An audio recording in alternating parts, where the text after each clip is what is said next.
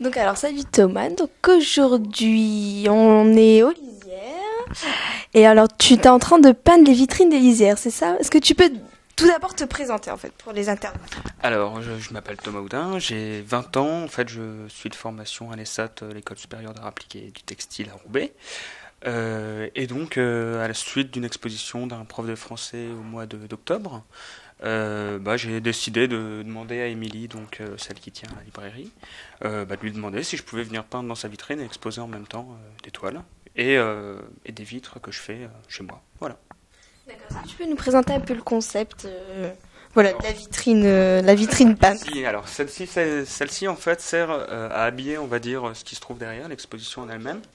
Et le thème en fait que j'ai choisi, donc ça s'appelle Vitre In, comme l'intérieur de la vitrine. Et j'ai choisi de travailler sur tout ce qui est Inca, Aztèque et Cowboy. Alors pourquoi avoir travaillé sur pourquoi voilà. Alors tout d'abord parce que ce sont des tribus. J'ai voulu m'attarder en fait à tout ce qui est tribal, etc. Et puis j'ai trouvé que c'était un bon moyen de rechercher un nouveau style graphique, etc. Donc voilà, tout simplement. Et normalement, qu'est-ce qui t'inspire?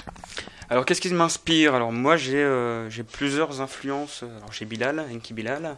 Ensuite j'ai le 9e concept, c'est un collectif en fait d'artistes qui eux aussi ont l'habitude de peindre sur des vitrines et aussi pour des grands magasins.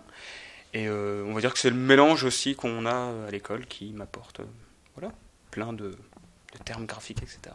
Assez souvent, en fait, je travaille d'après photo, des positions, enfin, c'est surtout des positions, des gestuels, etc. Donc, si c'était des photos de guitaristes, que ce soit souvent des visages, en fait, j'essaie de reprendre des expressions du visage, des traits, des rides. Je prends souvent des personnes âgées, en fait, en photo pour pouvoir ensuite les réexploiter. Et justement, en fait, c'est histoire de mystifier aussi les photos pour pouvoir leur donner un côté un peu mystique, genre quelqu'un qui attend au métro et tout d'un coup, voilà, qui se retrouve mystifié par tout ce qu'il peut y avoir autour, une aura, etc. Et donc voilà, là on peut avoir, il y a toutes les séries d'étoiles noires en fait qui ont été faites dans la foulée, on va dire. Okay. Elles ont été faites en 4-5 jours.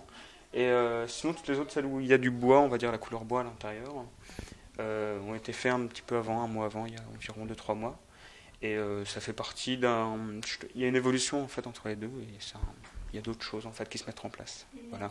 Aujourd'hui, tu travailles plutôt quel type de support, quel type d'image? Tu recherches plutôt quoi en fait? Alors, je recherche avant tout comme je disais, de réexploiter l'univers Inca, Aztèque et des cow-boys. Et non, ce que j'essaie de réexploiter en ce moment, c'est vraiment les personnes âgées. Voilà, parce qu'il y a une expression, il y a la vie qui les a parcourus, etc. Donc on peut vraiment avoir un sentiment un peu plus fort que des jeunes personnes, même si tout à l'heure, en fait, je ne sais pas si on peut avancer.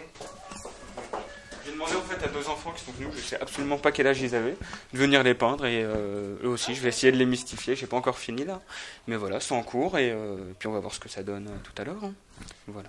Est-ce que tu es uniquement exposé ici aux lisières ou est-ce qu'on peut te voir ailleurs aussi? Alors on peut me voir ailleurs, je suis au jardin de Sabila qui se retrouve rue de l'Ermitage. Et sinon, dans une semaine, je vais faire une soirée, on va dire, de gala à Moucron avec un autre copain, ça par contre. Et sinon, pour l'instant, j'ai fait d'autres expositions, mais dans ma ville, entre guillemets, natale, qui est Nancy, en Lorraine. Voilà.